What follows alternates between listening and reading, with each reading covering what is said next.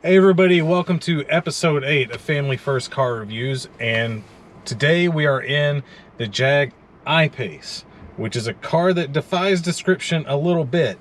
It's not really an SUV, it's not really a hatchback. Nope. Sports car? Not really. It's a thingamabob. It's a thingamabob. It's kind of, yeah, it's all of those things and none of them. And none, all at the same time. I do know this. It's really fast and really nice. And so we're going to show you guys all of that next. But first, Casey, you're not in the proper attire. No. No, because you lost our social media bet this past week. I got more Instagram followers than you did on Twitter in 1 week's time. And so today you're gonna wear the shirt of shame. It makes its debut.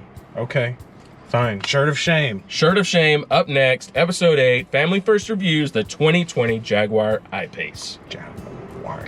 Why'd you say it like that? I don't know. Like a Bond villain. What way, a Bond villain would be like a Jaguar. Jaguar. Jaguar. Let's just call it a Jag. It's a Jag. Next. Okay.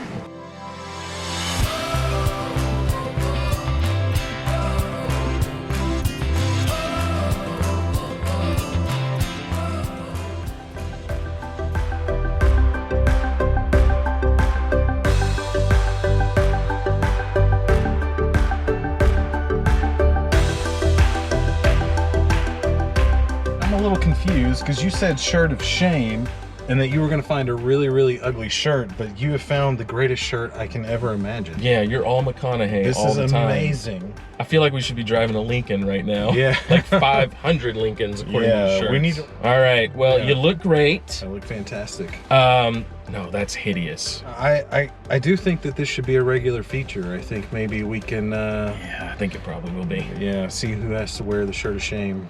Okay. In the next video. Enough of that. Let's drive the I-Pace. Let's get going. All right. First thing I want to talk about is horsepower and torque. What do we got in this thing?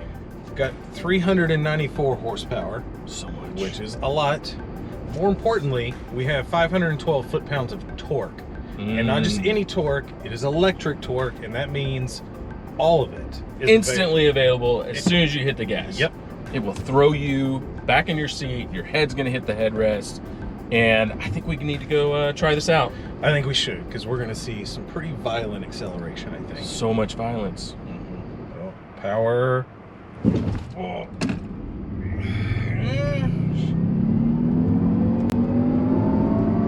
All right. Already to 80. It's fast. There was kind of a weird delay there. Not nearly as violent as in the Etron. That was really quick, but there was one thing missing in that whole deal. It's too quiet. It is too quiet, yeah. You don't get the rush of, let's say, an SVR with the supercharged V8. That's right, but I have a solution. Okay. That every electric car should come with. So let's try that again. Okay. All right, so you have a solution for the sound, you say? I do, I'm ready. Okay. We're gonna try this again. It's a little wet, so maybe that has something to do. Maybe. We'll see what happens.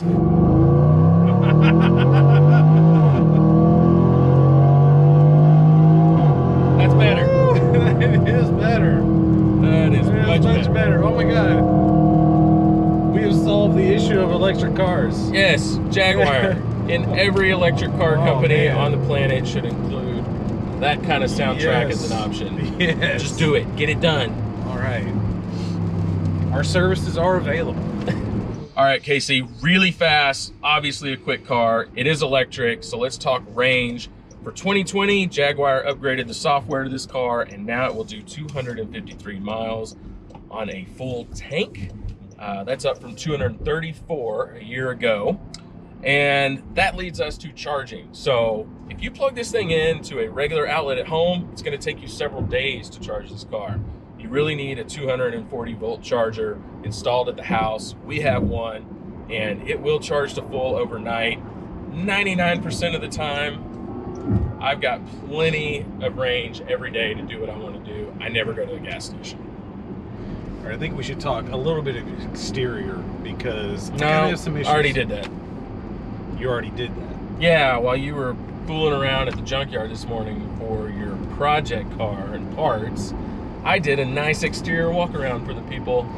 Oh, well, that's fantastic. Yeah, cue that footage. Let's do the walk around on the Jag.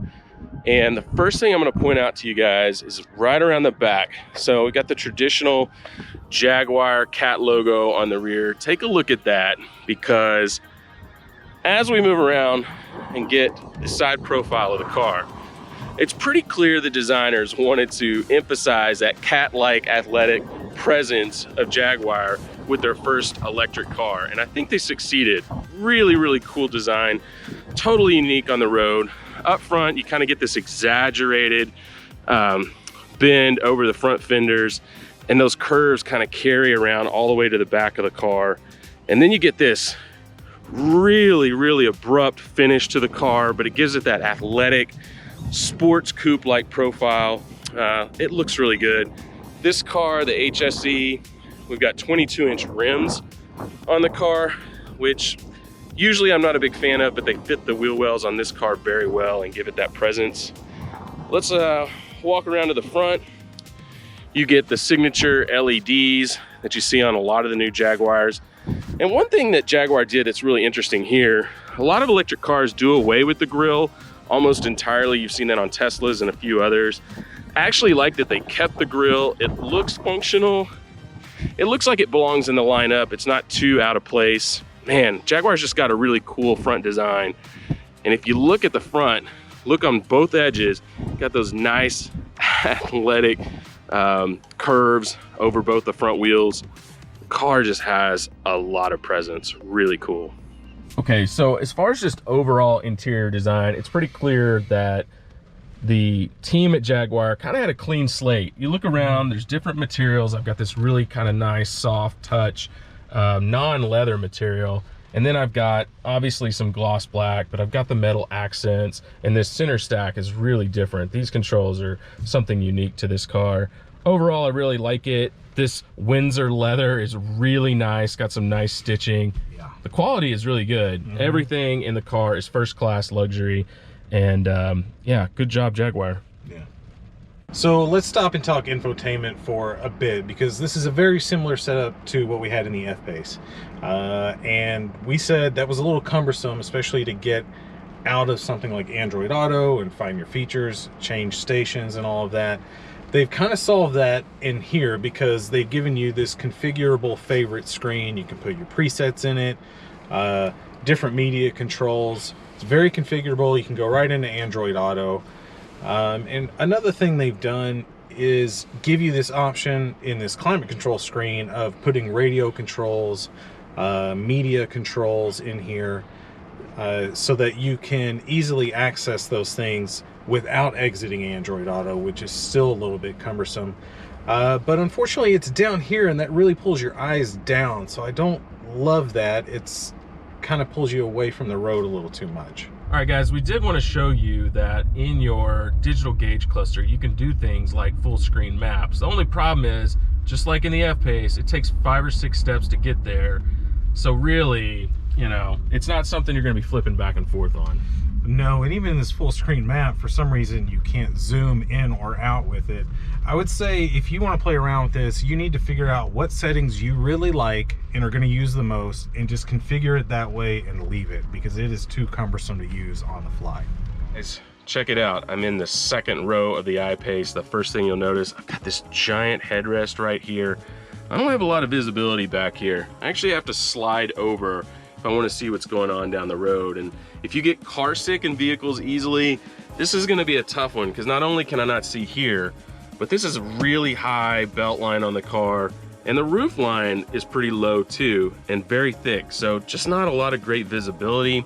The one saving grace of this though is this giant sunroof, well tinted. I don't know how hot it's going to get in a Texas summer with that thing, but that does help make it feel a little less claustrophobic. But it is a nice place to be though. I've got my heated seats, I've got plenty of charging ports, I've got vents on either side. The Windsor leather is really nice and really supportive, even for the folks in the back. It's just all gonna come down to that visibility part, and if that bothers you, well, that's just something you need to think about.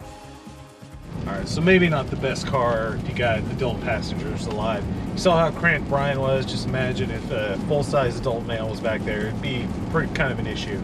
Yeah, you're not gonna like it. It's not a big person car back there. Barely a big person car up here. It's pretty tight. But you did throw some car seats in the car this week.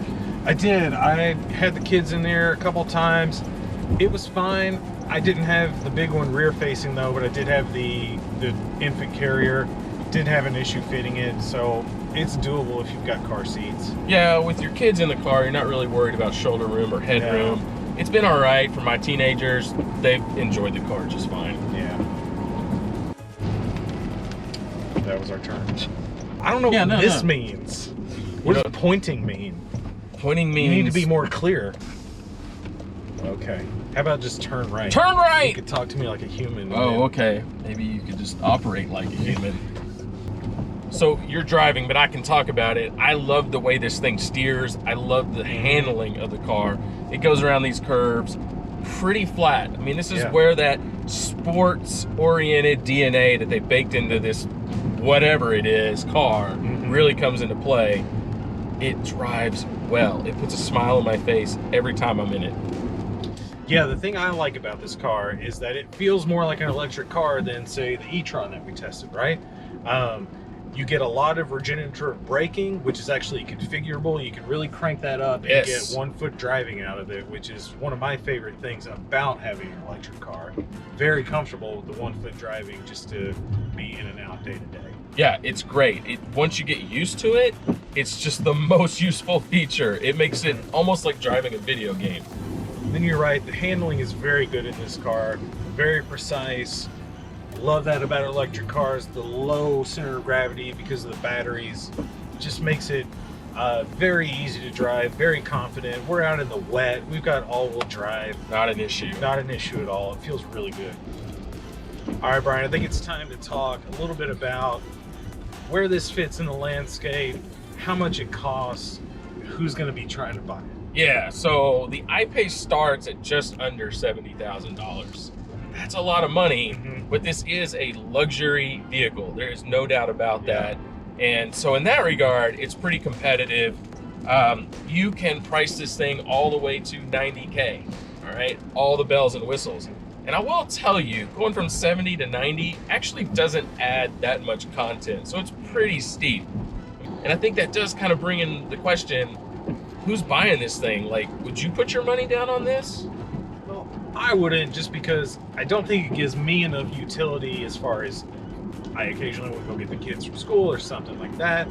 You know, I think it's one of those things, if you want to spend 90 grand on a luxury electric SUV and you don't need that utility, it's mostly just going to be you in it, well, then this might be the one for you, because even at 6'2", we say it's cramped, but for the driver's seat, I don't have any issues. Yeah, I think you're right. And if it was me and I was putting my money down, no, I wouldn't do this. I would not buy this car. Now, if I could get like a really good lease deal on something like this, yeah, I would consider it.